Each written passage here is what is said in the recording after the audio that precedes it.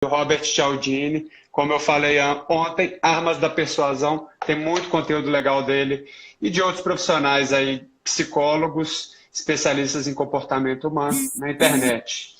Enquanto o pessoal vai chegando, pessoal, fiquem à vontade para perguntar, colocar o ponto de vista, a gente aprende junto. O tema de hoje é autoridade. Essa live, ela tem uma valia, uma utilidade na nossa vida pessoal e profissional. Tá? Aí, Bruna, você está chegando. Vai tá, a live, quando terminar, ela vai ficar disponível lá no perfil, tá bom? Por 24 horas. Pessoal, falando de autoridade, o que vem à mente de vocês? O que vem na sua mente, Thaís, quando a gente fala autoridade? Eu sempre penso em uma referência, alguém que a gente até às vezes idealiza, alguma coisa assim, né? Mas uma referência quando a gente pensa em autoridade. Eu, pelo menos, né? É aquela expressão, siga um especialista.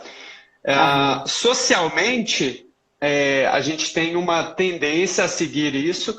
Existe uma pressão social para você seguir o que falam a palavra dos especialistas, dos conhecedores, aqueles que vão direcionar uma conduta correta para que nós, nas nossas reações automáticas, sigamos como se fosse uma decisão correta, uma melhor tomada de decisão para determinada situação.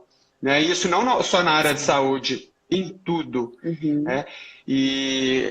Então, é como se tivesse um nível de segurança. É aquele aquele atalho que eu comentei que nós seguimos sempre com a tendência de uma reação automática. É como se fosse um atalho. Vou tomar essa decisão porque alguém que conhece mais do que eu estudou isso, ou é uma autoridade no assunto, ele disse. Tá? Sim. E se a gente for contextualizar por que isso acontece? Desde criança, se vocês forem notar, desde criança a gente está, desde sempre, aprendendo a seguir o que os pais, os professores falam, né? Ordenam, porque eles são pessoas que têm mais sabedoria, que têm mais vivência, conhecimento, e também eles sempre são ligados, eles controlam as recompensas e controlam as punições. Então começa daí. Né? Olha só que interessante esse posicionamento, essa contextualização. E aí, quando a gente vai para a fase adulta, a gente não percebe, mas isso continua, isso perpetua. Com tá empregadores. Falhando um pouco, André. Tá falhando? Deixa eu repetir então. Então, quando nós chegamos na fase adulta, esse comportamento que acontece desde sempre, desde criança, ele se perpetua. Por exemplo, com outras figuras, no caso, empregadores, com instituições, por exemplo, instituição religiosa, instituição governamental, que mais? Quem está no meio militar, as hierarquias, as autoridades, juízes, e não é diferente com a área de saúde, profissionais da área de saúde. E aí vale a pena colocar a classe médica. Eles, historicamente, têm um posicionamento no topo dessa hierarquia. Não é verdade? Sim. Essa analogia que você fez desde o começo, assim, com os pais, professores, e aí depois, às vezes, chefe e outras autoridades, assim, que vêm na nossa vida, né, ao longo da vida, à medida que você foi falando, eu fui pensando, assim, que a maioria desses exemplos que você deu são exemplos de autoridade que remete um pouco até a autoritarismo, né, que a gente está acostumado a ouvir a regra e não questionar e só seguir, né? Isso. E aí, se a gente traz isso para a nossa área, ou para a área da saúde em geral, a gente vê que os modelos que a gente usa tá cada vez mais fugindo disso, né? Que as pessoas, o que dá certo hoje em dia são pessoas que questionam, que fazem através de um resultado e não apenas aceitam e vão seguindo, né? Isso. Esse seria um modelo ideal, né? É o que a gente nós temos na nossa metodologia a tendência de oferecer, de não ser uma coisa só imposta, né?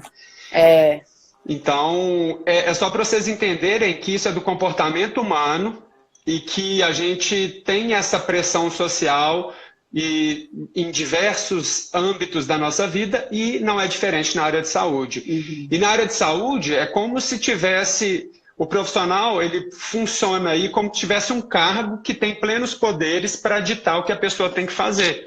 E, cara, não precisa ser assim. As pessoas, elas podem, elas sabem muito bem o que pode fazer bem ou não para elas. O nosso papel é mostrar o melhor caminho, né? Sim. Então, assim... Eu acho que é válido... Eu acho que é válido falar que tem gente que está tão acostumada com esse modelo que, às vezes...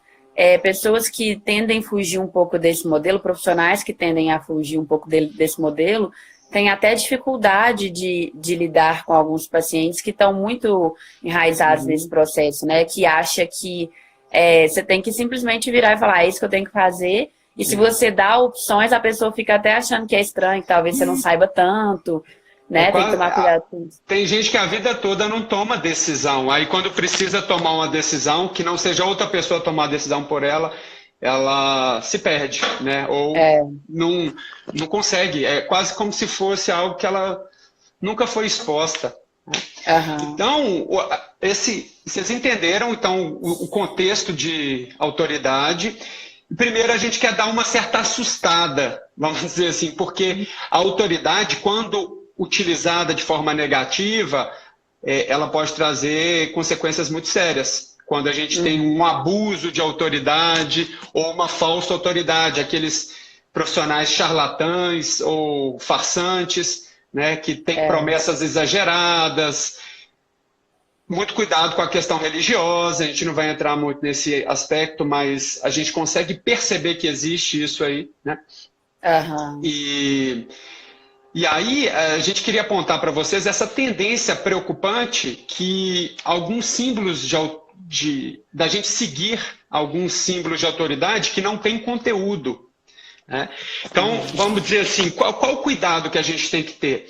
Aquela pessoa que fala que tem muitos títulos e, sei lá, é meio questionável, ou que quer mostrar a sua autoridade só por meio de título, mas sem muito conteúdo. Aquela que baseia a autoridade em bens materiais, né? Apenas em roupas, em bens, em acessórios. Cuidado, isso é uma coisa para a gente ficar com um pé atrás, tá? E, bom, espero que a gente não se baseie nisso, né? Apenas nisso. Tem alguma coisa a acrescentar, Thaís, dentro desse raciocínio? Não, eu acho que é isso mesmo. E eu acho que nesses tempos de internet, isso é cada vez mais presente e até mais preocupante, né? Porque tem muita opção para se fazer algo forçado, assim. Então, a gente vê, por exemplo, na área da saúde, principalmente, essas coisas milagrosas, igual você falou, né? Antes e depois, muito absurdos. E aí tem que tomar cuidado com isso de não ter aquela resposta imediata, igual você falou nas primeiras lives, de não ser uma reação, contestar, questionar, perguntar, né? Tem muita gente que tem medo de perguntar como é que funciona o processo, e você tem que entender, né? A partir do momento que você está indo atrás de um serviço, você tem que entender como é que funciona isso, né? O autor, ele até coloca de forma geral, se você está desconfiando de que a pessoa usa muito da autoridade, tem pouco conteúdo, faça 3 perguntas. Será que ela é mesmo especialista, como ela diz ser? É uma pergunta básica. Será que esse especialista, ele é honesto? É uma coisa para você investigar, né? Aquela reação planejada, e não só seguir a reação automática. E pergunte, será que os resultados que ele entrega são sérios, são realmente reais? Então, são 3 perguntas que o Robert Cialdini coloca. E nessa reflexão, Thaís, trazendo essa autoridade que ele explica lá no livro de forma geral para a área de saúde, como a gente falou, historicamente, a classe médica está no topo dessa hierarquia. E isso, tem um estudo interessante que ele mostrou, que em um hospital, enfermeiros... Foi feito um estudo de comportamento humano e, propositalmente, foi passada uma prescrição médica para os enfermeiros que não era tão habitual. E eles queriam saber qual seria a resposta dos enfermeiros frente a isso. Se eles iam chegar lá e reagir e falar, olha, eu acho que isso aqui não está certo. Só que a grande maioria não reagiu contra. Eles seguiram a conduta, mesmo sabendo que não era o padrão. Ou seja, isso existe um estudo da Universidade de Yale, que é da obediência de Milgram. Vou repetir aqui, obediência de Milgram. E eles estudaram justamente isso, como que se comporta essa sensação de submissão que algumas pessoas têm frente a autoridades, tá? Do quesito profissional, do quesito de pessoal.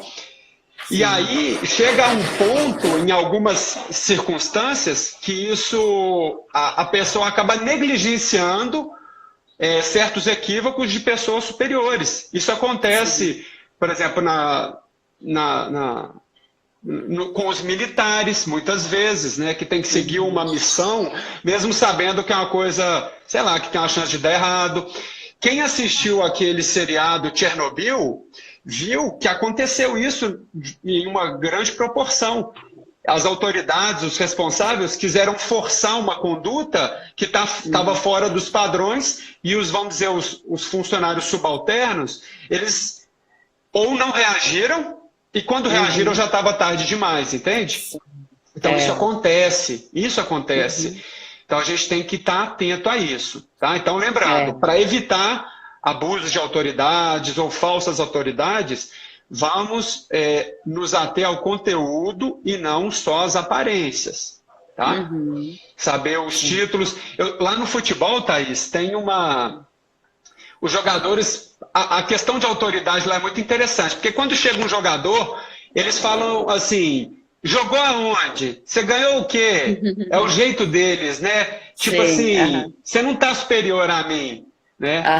Então é uma forma engraçada que eles têm, né? Que eu lembrei aqui estudando autoridade. Quando a pessoa chega, já fala tipo assim, e aí, você jogou aonde? Pra saber quem é você, né, na fila do pão. Pra já chegar assim, né, querendo botar banca.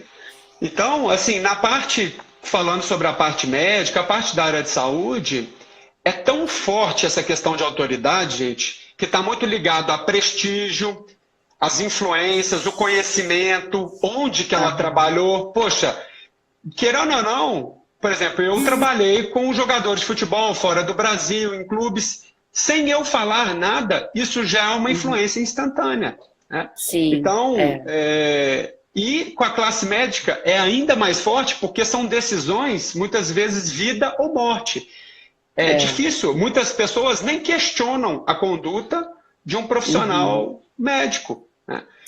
Então, como hoje eu falei, as hierarquias estão muito fortes. Eles só são, no geral, julgados por colegas ou algum colega que seja superior, né? No caso de hospitais, por exemplo. Agora, qual que é o problema disso? O problema é que isso pode gerar erros, equívocos, se você não tem a opinião de outra pessoa, se você não é questionado. Então, isso, de certa forma, tem a parte negativa. Tanto é que essa tendência que nós temos de trabalhos multiprofissionais, escutar a opinião do outro, isso vem a quebrar um pouco essa tendência de um erro por causa desse componente de hierarquia, de autoridade que tem na área de saúde. Sim, até mesmo porque dentro dessa questão médica tem várias coisas. Uma porque muitas vezes as opiniões médicas, eles pode acabar entrando numa área que não é deles, mas pelo fato deles serem considerados autoridade, isso é considerado como verdade, ao invés do profissional mesmo da área, né? Acho que no ambiente hospitalar isso é mais presente, principalmente. Sim. Outra que, a maioria das vezes, o médico, quando ele chega num nível de ter autoridade, já é uma pessoa que já passou por um processo longo, então já tem uma trajetória que também dá esse resguardo para ele, né? Sim. E essa questão clássica mesmo que você falou, que vem de muitos anos, do modelo clássico médico, de que era médico mandando, direcionando. Então, eles são considerados o que mandam e as outras pessoas são os que fazem, né? Muitas pessoas ainda acham que não tem essa distinção das áreas médicas, né? Das áreas da saúde do profissional médico. Então, isso vai muito... bate muito de frente, né? Principalmente quando se fala de plano de saúde, pessoas que atendem dentro do plano de saúde, que às vezes tem que seguir, né, de forma burocrática mesmo as recomendações, e aí é bem complicado. Não é a nossa realidade, né? Mas eu acho que é a realidade de muitas pessoas, assim, dentro da fisioterapia, né? Sim. E, gente, é bom, temos colegas de várias áreas, enfermeiros, dentistas, físios, médicos, profissionais de educação física. Isso está na nossa vida de várias formas, dentro das empresas. Então, é importante que vocês entendam que isso existe, que ela muitas vezes ela está dentro de um contexto negativo, como a gente acabou de citar nesse segundo momento. É importante que vocês saibam, é importante que haja questionamentos para evitar erros que eram evitáveis, né? E para vocês, resumindo, questionar uma autoridade buscando conteúdo e não aparência. Tá? Uhum. Eu lembrei de uma postagem que eu fiz, eu acho que foi no meio do final do ano passado, de um médico neurocirurgião. Eu vi essa palestra no TED. Aproveitem a quarentena para escutar TED, porque é curtinho, 12, 15 minutos. E esse médico, até anotei aqui, é Christian Miasset, é um neurocirurgião, e ele falou o poder que algumas perguntas têm que pacientes podem fazer para determinar uma conduta de tratamento ou de cirurgia de condições músculo-esqueléticas. Tá? Essa apresentação dele é imperdível. Em resumo, o que ele colocou? Ele colocou 4 perguntas que todo profissional ou todo paciente ele tem que ter em mente na tomada de decisão. Será que esse aqui ele consegue fazer um tratamento? Será que vai precisar de mim ou não? Ou será que é uma condição que precisa de cirurgia ou não? Então, a primeira pergunta, escrevam aí, isso é legal. Isso é mesmo necessário? Imagina, na sua frente, o paciente te perguntando isso. Raramente isso acontece, por causa daquele princípio de autoridade. Eles acham que você vai entregar a melhor conduta. Só que, bom, nós somos também passíveis de erro, né? Então, assim, isso é mesmo necessário? Primeira pergunta. Sim. Segunda, quais que são os riscos dessa conduta, desse procedimento que você está me propondo? Quais são os riscos? Terceiro, há outras opções, além dessa que você está me propondo? E a última, o que acontece se eu não fizer nada? Na área musculoesquelética é muito comum, às vezes não fazer nada, a mãe natureza melhora. Eles têm que saber disso, mesmo se eles não perguntarem, tente informar isso para eles. Se vocês lembrarem disso, já valeu a pena essa live. E o Christian, esse neurocirurgião, ele fala, se o profissional engasgar para responder responder de forma engasgada 2 delas, toma cuidado. Talvez não seja a melhor opção que ele vai te entregar. Né? Então, assim, tem que ser uma coisa preta no branco, clara, sabe? Tem que ser... É isso. Eu acho que além de... Assim, a gente tem que estar preparado para poder oferecer essa resposta, né, para os pacientes que chegarem. Mas acho que a gente pode até se antecipar, igual você falou, de já deixar isso claro, e eu acho que inclusive entra um pouco dentro dos outros princípios de marketing e de comunicação que a gente tem falado aqui. Então, se você é claro e fala com o paciente quais os benefícios que ele vai ter com o que você vai oferecer para ele, qual que é a diferença de você para outros profissionais. Então, né, isso acontece muito mais na nossa área. Esse vídeo aí, ele é um médico, né? Então ele fala mais voltado para a cirurgia. Tipo assim, será que eu tenho que fazer mesmo uma cirurgia, né? Quão arriscado que é. Mas trazendo para a fisioterapia, eu acho que a gente pode pensar assim, em mostrar o nosso diferencial. Tem um outro podcast que a gente ouviu outro dia que eu achei muito interessante, que falava sobre mostrar para o paciente o que ele está perdendo, né?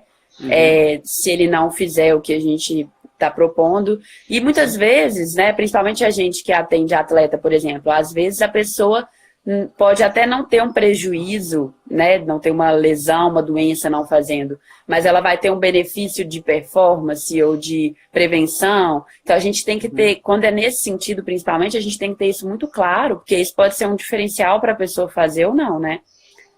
Perfeito, legal. Bom, olha, ó, temos aí na live o doutor Inácio, que é um parceiro, um médico de referência. O sócio dele, o Saulo, também está participando aqui. O doutor Inácio conhece essa postagem que eu fiz, só contextualizando, do neurocirurgião Christian, difícil pronunciar, ele acho que é dinamarquês, Christian Miasset. E ele fala, ele comenta sobre as perguntas que todo paciente deve perguntar diante de um procedimento, uma proposta de tratamento. Isso é mesmo necessário? Quais são os riscos de fazer isso mesmo? Quais as outras opções que nós temos, né? Coloca na mesa as opções. E o que acontece se não fizer nada? Então, sim, o que a gente estava propondo aqui é para não só esperar que ele pergunte, até porque o princípio da autoridade indica que os pacientes, eles raramente vão perguntar isso, poucos, né? Então, deixa isso exposto, isso é bom para a gente, tá? Melhora a aliança terapêutica, é como se fosse um contrato verbal que você faz com a pessoa, né? Sim. Assim como um contrato, quando a gente compra, sei lá, um computador, um fogão, a gente dá um pagamento financeiro e espera em troca outra coisa, né? A entrega, o produto em boa qualidade. Na área de saúde não é diferente. É muito... Pessoal, na fisioterapia, imagina vocês como pacientes, tendo que contratar um serviço sabendo que você não sabe se você vai melhorar. Cara, é muito difícil isso. Olha o desafio aí. Então, e aí, por isso sejamos claros.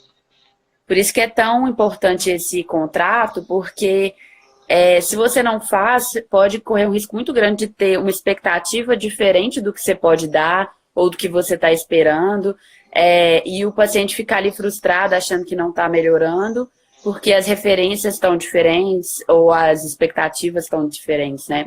Então, isso já elimina muitos problemas e a pessoa tem que ter clareza mesmo do entendimento do problema dela. Então, quando você fala isso, você já resolve metade dos problemas, assim. Sim, sim. Bom, então, essa última, a gente contextualizou, então, o que é uma autoridade, como que ela está presente na nossa vida pessoal, profissional, como que são as repercussões negativas que ela pode assumir com abuso de autoridade ou com falsas autoridades. A gente deu aqui exemplos perguntas que precisam ser respondidas ou feitas como pacientes, se você for procurar um serviço de saúde, né? E por fim, nós, como a maioria está aqui, somos fisioterapeutas, o Breno até colocou uma pergunta lá em cima. Quando ele era estagiário, ele viu alguma coisa que ele não concordava, ele tentou comunicar, mas que não teve um sucesso. Justamente por isso, ele está na última escala da autoridade. É difícil mesmo. Nós nunca vamos estar no alto, no topo dessa autoridade. Só que a gente pode melhorar de outras formas esse princípio e claro, lembrando, o resultado ele não está só com o uso de um princípio de influência. São vários. Esses 6 que a gente está apresentando, eles somados têm mais poder numa tomada de decisão, né? Numa influência com o seu paciente. Então, como fisioterapeuta, o que vocês usam para melhorar essa questão de autoridade? Eu gostaria de uma interação com vocês, galera. Aproveitando, enquanto vocês vão escrevendo aí, eu vou citar um estudo muito interessante lá do Reino Unido, que eles trabalham muito com orientações. A pessoa vai no hospital, é avaliada por um fisioterapeuta e eles recomendam exercícios para casa. É como se fosse a atenção primária de saúde nossa aqui. E aí, o que esse estudo investigou? Iam passar a mesma conduta de exercício, tá, para determinadas condições. E aí, um grupo, ele estava numa sala onde tinham vários diplomas na parede e outra sala que não tinha diploma na parede. Aí eles quiseram saber como um desfecho qual que era o nível de adesão que as pessoas tinham seguindo essas recomendações propostas. Qual das duas vocês acham que teve uma adesão maior? Lembrando, era o mesmo profissional com os mesmos exercícios propostos.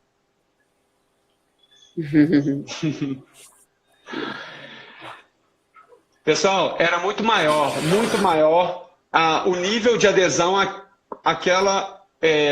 daquele grupo que foi recomendado esses exercícios e a pessoa vendo os diplomas na parede. É uma coisa simples. Uma das coisas que geram influência por meio desse princípio é diploma na parede. Por exemplo, a gente usa lá na Avance camisas dos jogadores que a gente ganhou de presente. Toda hora alguém percebe, ele sabe a sua história, ele sabe onde você passou. A gente vai colocar lá na Avance o artigo que a Thaís publicou numa revista internacional. Cara, isso é legal. A pessoa sabe que você tem uma certa competência sem você ter que falar isso com ela. Sim. E às vezes a gente tem vários pontos a nosso favor e a gente, principalmente da área da saúde, a gente não usa isso, né? Porque até mesmo acho que por esse medo de talvez ficar um pouco forçado ou entrar na parte de ser charlatão, ficar, né, muito evidenciado, mas às vezes a gente acaba perdendo essa oportunidade de explorar isso. E eu acho que isso é muito importante, principalmente naqueles casos de pacientes que a gente não se conectou de início e talvez a pessoa esteja muito em dúvida, às vezes já passou por vários profissionais, já teve algumas frustrações e está indeciso se vai seguir ou não. Isso pode ser muito bem usado. E aí algumas coisas que eu li ou vídeos que eu vi falando sobre isso, fala que você não precisa nem assim ser de forma muito incisivo, né, para falar, para não ficar uma coisa agressiva. Você pode só contar uma história, olha, igual você às vezes faz. Quando eu estava lá no Atlético, aconteceu isso, aquilo, você vai contar um contexto, mas por trás você está mostrando que você tem uma experiência naquele assunto e aquilo vai mostrar para a pessoa que você é uma autoridade no assunto de qualquer forma, né? Sim. A gente pode usar isso em benefício. E lembrando, autoridades focadas só em aparência e sem conteúdo, elas podem até gerar condições negativas. Mais do que te ajudar, ela pode mais te atrapalhar. Pessoal, a forma com que você se veste, né? Quem está com jaleco, gravata, roupa social, é uma coisa boba, mas gera uma influência instantânea. Tá? Diferente da pessoa que vai mal vestida. Querendo ou não, por exemplo, barba para homem é uma coisa que influencia, né? Sim. Querendo ou não, tem pessoas que têm um certo preconceito quando é um profissional muito novo. As mulheres, usar salto, o jeito que coloca o cabelo, maquiagem, coisas pequenas, mas que podem fazer diferença. Eu não estou falando que vocês têm que fazer isso e nem ficar com barba, mas isso é do comportamento humano. Eles percebem, as pessoas julgam, né? Falar nisso, nós estamos combinados hoje de novo, ó. Ah, pois é, aí, ó. Gente, eu tenho um primo que é economista e ele tinha montado uma consultoria e ele, certa vez, tinha me falado, André, o consultor que tem barriga e cabelo branco, ele consegue fechar mais negócio. Ele tinha me falado isso há uns 20 anos atrás. Eu nunca tinha parado para perceber. É como se fosse uma autoridade. Esse cara tem história para contar, né? É igual o dono de bar, né? Que for o dono de bar, ele tem que ter aquele certo estereótipo ali, né? Pessoal, outra coisa que vocês podem aproveitar no quesito autoridade é conteúdos virtuais. Por exemplo, o que a gente está fazendo aqui gera uma autoridade, né? Além de estar ajudando vocês, e que seja uma autoridade, você mostrando, que seja para um paciente, que seja para um colega, que você quer que eles melhorem, que eles cresçam, que eles saiam de uma condição dessa para melhor. Isso gera uma autoridade muito positiva. Vídeos na internet, quem é meio tímido, fazer textos. Tá? Então tem várias formas de você ganhar autoridade. Diploma, conteúdo virtual, o jeito que você se veste. Quais outras aí vocês usam? Tem muita gente que tem dificuldade, principalmente no início, né? para começar vídeos ou para falar mesmo, por até medo, né, dos outros profissionais julgarem essas coisas. Mas um princípio básico dessa questão da autoridade é você ter em mente, principalmente na nossa área, né, você tá ali propondo uma ajuda para a pessoa, né? Você está mostrando o seu conhecimento para ajudar outra pessoa. Então, a partir do momento que você está ali tentando fazer isso, né, de forma ética e coerente com o que você acredita, se você estiver errado em algum momento, você pode ir lá e corrigir e ir aos poucos até ir se acostumando, né? O Breno falou uma questão aí de pessoas exageradas que começam a falar de muitas coisas e acaba ficando desfocado e fica parecendo uma coisa meio que chamando a atenção, né? Eu acho isso importante porque, lendo sobre o assunto, uma das coisas que era bem frequente, assim, de falar sobre autoridade é você ter clareza do seu objetivo, qual que é o seu foco e qual que é ao que você veio, né? Porque você simplesmente chegar e pôr a cara lá e ficar falando e não ter nada a ver com o que você faz e não trazer verdade também pode ser uma coisa até negativa para você, ao invés de ajudar. Então, eu acho que para quem quer começar a criar uma imagem de autoridade dentro da sua área, o principal o começo o que eu faço de melhor, o que eu tenho para oferecer para ajudar as pessoas, quais são os meus pontos positivos, porque eu acho que o princípio da autoridade vem através do autoconhecimento também. Então, a partir do momento que você sabe o que você faz muito bem, você vai explorar aquilo para as pessoas verem que você realmente tem domínio daquilo, e a partir do momento que você vai fazendo também vai ficando cada vez melhor. Então, a partir disso, você vai ter o seu objetivo, vai traçar, e não perder o foco, não ficar fazendo só por fazer, né? Ter o seu objetivo dentro daquilo que você quer e seguir. A autoridade, ela pode ser falada, né? Como você está expressando o que você tem de melhor. É uma coisa difícil, conhece-te a ti mesmo. E tem a autoridade que o livro propõe, que é uma forma de você aproveitar sem falar nada, a pessoa ela já está querendo seguir o que você vai propor, sabe? Então, nesses pontos, eu diria que é diploma, eu diria que é um site, como se fosse uma vitrine, um Instagram, uma rede social que não misture sua vida pessoal com a profissional, é o que eu tento fazer. Uma dica aí para vocês, separem vida pessoal e profissional. Não que você não vai, sei lá, postar alguma saída com os amigos, com as amigas e tal, mas não faça isso no seu perfil profissional, é um tanto quanto estranho, né? Você vai estar perdendo, a chance de você perder é muito maior do que você ganhar algum paciente, vamos dizer assim, né? A forma como você se veste, que é um tanto quanto estranho dizer isso, porque, poxa, mas né, eu não quero ser imposto pela sociedade. Sim, mas no quesito profissional, a chance de uma proposta, uma mensagem sua de conteúdo ser melhor aceita, ela é maior quando você tá limpo, com um jaleco, ou se você quer ficar sem jaleco, cara, eu costumo às vezes ficar com roupa social. Me chamou muita atenção, por exemplo, o José Liberato sempre está lá com roupa social, com a gravata, ele não está de jaleco. Mas ele mostra uma autoridade nessa mensagem, vamos dizer, subliminar. Né? A gente respeita mais do que se ele estivesse ali atendendo com, sei lá, uma regata, uma camisa meio informal, entende? São coisas que não gastam nada e acrescentam. O que mais? E conteúdos, né, na internet. Eles falam muito assim, por exemplo, de mostrar, né, o que você tem feito mesmo. Às vezes foi em algum curso, participou de alguma palestra, postar fotos, essas coisas, né? Porque você não precisa gastar conteúdo, não precisa ficar discorrendo textos sobre isso, mas só de ter uma imagem, um registro ali, já pode ir somando, né? Com certeza. Tinha outro ponto importante que eu queria comentar. Você falou sobre o excesso de curso. Não é uma coisa desenfreada você ficar colocando diploma demais, porque o excesso é ruim.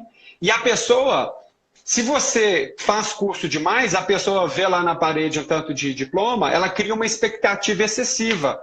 Se você não corresponder, vai ser muito pior do que talvez você ter poucos e talvez vai que não dá certo, entende? Então, é legal que o diploma ele traz uma expectativa, a pessoa fica mais receptiva. Opa, estou no lugar no lugar certo, onde que eu tinha que procurar, entende? Então, assim, lembre, os princípios eles não agem sozinho. A Thais gostou ontem de citar isso, porque tem alguns princípios que se conectam melhor, como ontem a gente falou, a aprovação social e a afeição. São coisas muito próximas. Tá? E essa questão, da autoridade, ontem eu citei, né, que tinha a ver com essa questão da aprovação social, e aí, se a gente tem, por exemplo, igual a gente faz muito aqui, a gente se conecta muito bem com outros fisioterapeutas e tem os nossos parceiros, a partir do momento que alguém te indicou, isso já é uma autoridade muito maior também, né, porque já é um profissional que teoricamente tem conhecimento da situação, da área, tem um conhecimento maior do que pessoas que não são da área, e se ela está indicando, é sinal de que aquele profissional é muito bom. Então, isso já cria uma expectativa de autoridade maior também. Então, sempre que a gente faz, por exemplo, igual você fez uma live com o Felipe, né? E aí você é da fisioterapia, ele da educação física. Se um está indicando o outro, isso tem um peso muito maior, porque a gente está vendo que um profissional confia no outro, né? Sim, aprovação social. Ó, o Gustavo colocou um posicionamento que acha estranho fiz trabalhar com gravata. A gente movimenta muito, precisa mostrar. É realmente muito difícil. Eu não uso gravata. A gente trabalha no consultório junto com a academia e é sujeira, é suor. Mas, assim, é uma coisa a se pensar. Se você perceber, profissionais que trabalham só em consultório, em salas, em hospital, é um ambiente mais propício, com menos movimento, é uma forma, é proposital. Eles fazem isso de forma proposital e é benéfico, né, em alguns casos. Tá? Então, assim, sei lá, você trabalha com esporte, tenta ver nesse princípio o que cabe para a sua prática. Tá? E não necessariamente você estar vestido adequadamente significa que você tem que estar formal. Muitas vezes, vestir adequadamente é você, inclusive, se adaptar ao ambiente. Então, se você também está num ambiente de academia com uma roupa totalmente social, um salto, fica estranho. Você tem que ter uma coisa visualmente agradável, né? E dentro do que você vai fazer. Porque se você vai movimentar, levanta, abaixa, pega peso e você tá lá de salto, é inviável, não tem muita condição. Vai ser uma catástrofe, né? Pô, legal. Ó, fala aí pra gente, bom, era esse o conteúdo que a gente queria apresentar para vocês. Queria saber de vocês, aí o Jorge colocou aqui, a autoridade não está em nós propriamente, ela é um gatilho que está na mente de quem escuta a mensagem. E ela vem à tona a partir do momento que você dispara na mente esse gatilho. Exatamente, ele é um princípio e, como qualquer princípio, cabe a nós aproveitar de forma falada ou o seu posicionamento ou o ambiente, a forma com que ele foi preparado, tudo isso tende a disparar gatilhos que estão aí, é da reação humana. Quando a gente fala de gatilhos, vem aquele mesmo assunto que eu comentei. Nós, seres humanos, temos tendências a buscar atalhos. A gente tem reações automáticas. A gente vive num piloto automático. Né? E os profissionais que trabalham com comportamento humano, eles perceberam que pessoas reagem de algumas formas e aí eles deram um nome a gatilhos, sendo os princípios, as maneiras que você tende a fazer esse comportamento perpetuar ou ele ficar mais aflorado, exacerbado. Né? Por exemplo, à medida que eu tenho estudado isso, eu tenho preparado o consultório para que todos os princípios estejam, de alguma forma, a pessoa esteja sendo acessada de diversas formas. Por exemplo, eu não tenho secretária. Eu acho que secretária é um ponto muito importante que pode acionar ou pode gatilhos de forma positiva, como se fosse um vendedor de alguma condição, de algum serviço. Da mesma forma, ela pode atrapalhar. Eu trabalhei numa clínica que eu pude perceber isso muito claro. E era de forma negativa, a dificuldade que tinha de vender o serviço, fisioterapia individual. Então, assim, dentro do meu ambiente, o que eu posso aproveitar de todos esses 6 princípios ou mais princípios que acionam gatilhos? Vou dar exemplo. O ambiente da recepção, eu coloco uma música ambiente, tem um quadro na frente que eu coloco mensagens que vão acionar a tendência da pessoa estar mais aberta à mensagem que eu vou propor para ela. Limpeza, coloco flores, deixo o ambiente um pouco mais agradável, né? Eu gosto de bonsai. Cuidado, né? O cuidado, né? A iluminação, quando a pessoa entra, tem lá os diplomas na parede. Então, tem vários gatilhos que, sem eu falar nada, a tendência de dar certo ela é muito maior. Ou seja, se você tiver o conteúdo e acionar esses gatilhos, a chance de você ter bons resultados ela é maior. Olha que legal. Sim. Ô André, você falando aí, eu lembrei de uma coisa que eu li, que a gente já tinha até conversado outras vezes sobre isso, que fala sobre a importância também de se ter um método, que eu acho que entra um pouco dentro dessa questão do ambiente. Da mesma forma que um ambiente organizado e bonito e agradável, né, traz para a gente uma sensação boa, um lugar organizado e com métodos adequados, né, métodos que o profissional, toda a equipe segue, eu acho que ajuda muito também, porque aquilo traz a impressão de que as pessoas sabem o que está fazendo, todo mundo já está conectado, já sabe o que já está preparado ali para te receber. É diferente de, por exemplo, a pessoa chega, aí se tem secretária, por exemplo, a secretária não sabe se vai atrasar, se não vai, quem que vai fazer, onde que vai ficar. Isso já mostra também uma questão de autoridade, né? No sentido de já estamos acostumados a servir esse produto e já sabemos como fazer, porque fazemos muito e fazemos bem feito. Então, acho que isso traz uma mensagem importante também, porque dentro da fisioterapia, há um tempo atrás, métodos eram considerados ruins, né? Porque vinha daquela ideia de protocolo, de fazer tudo igual para todo mundo e não ter né? E não estar pensando para atuar. Só que alguns métodos são importantes. Por exemplo, a gente hoje trabalha com um tipo de avaliação padronizada, então se a pessoa vai em você ou vai em mim, ela vê que a gente segue o mesmo método, isso também pode trazer uma autoridade para a pessoa, né? Sim, sim. Traz segurança, né, das decisões. A Thaís deu um spoiler de uma live que a gente vai fazer futuramente, que é o jeito Disney de encantar pessoas. E com base num autor chamado Alexandre Espíndola. Depois nós vamos conversar melhor sobre isso.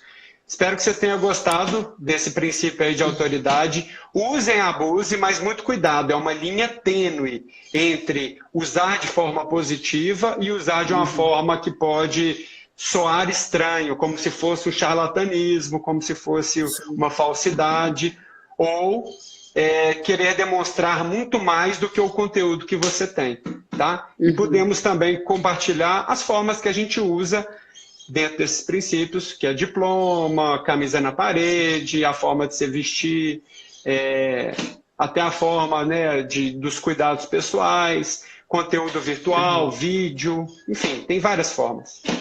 Sim. Tá bom.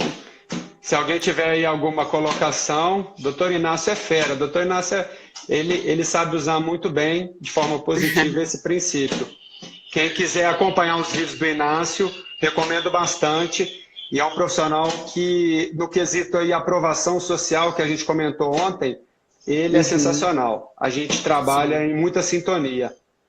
Ele, o Saulo, assim como bons profissionais, e é o que a gente precisa, usar vários desses princípios.